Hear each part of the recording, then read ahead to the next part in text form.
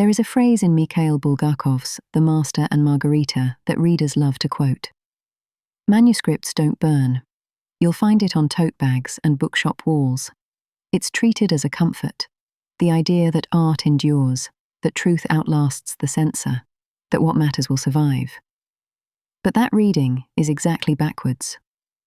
When Woland, the devil himself, speaks those words, he is not consoling anyone. He is issuing an indictment.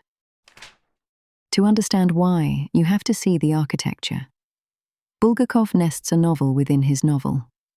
The Master, a writer in 1930s Moscow, unnamed, broken, has written a book about Pontius Pilate.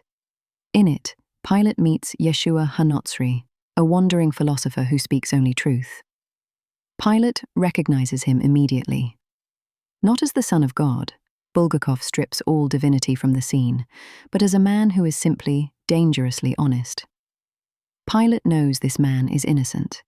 He knows what justice requires. And he sends him to his death anyway, because defending truth would cost him his position, his safety, his life as he knows it. This is not a story about Roman politics. It is a portrait of moral cowardice so precise it reads like a mirror. And then the Master does the same thing.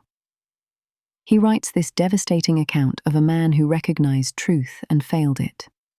And then he burns his own manuscript. Moscow under Stalin has made truth lethal, and the Master chooses survival over his work. He checks himself into an asylum. He tells Margarita it's over. He performs exactly the gesture his own novel condemned. He looks truth in the face and turns away.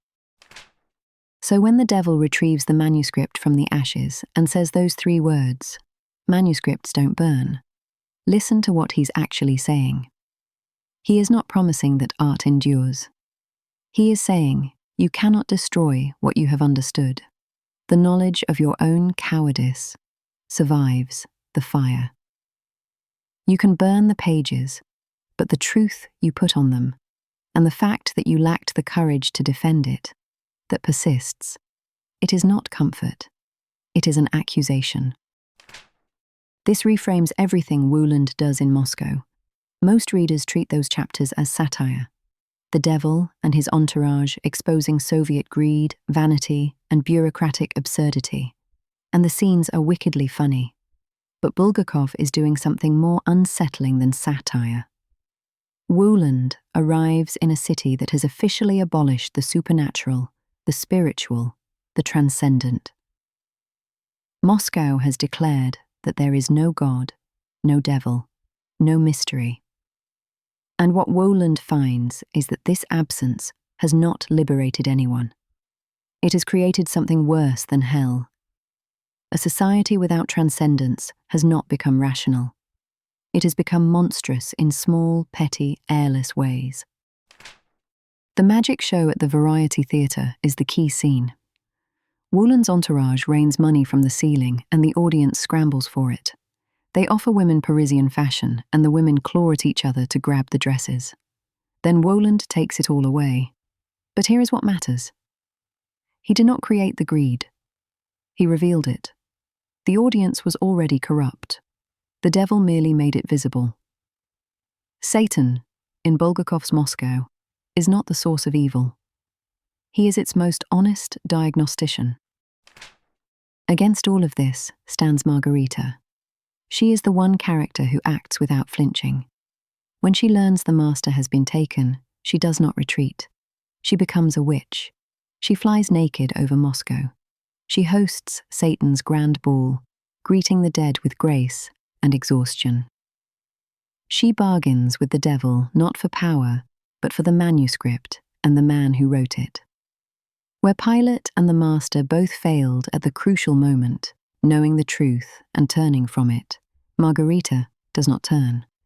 Her courage is not loud. It is simply that she does not look away.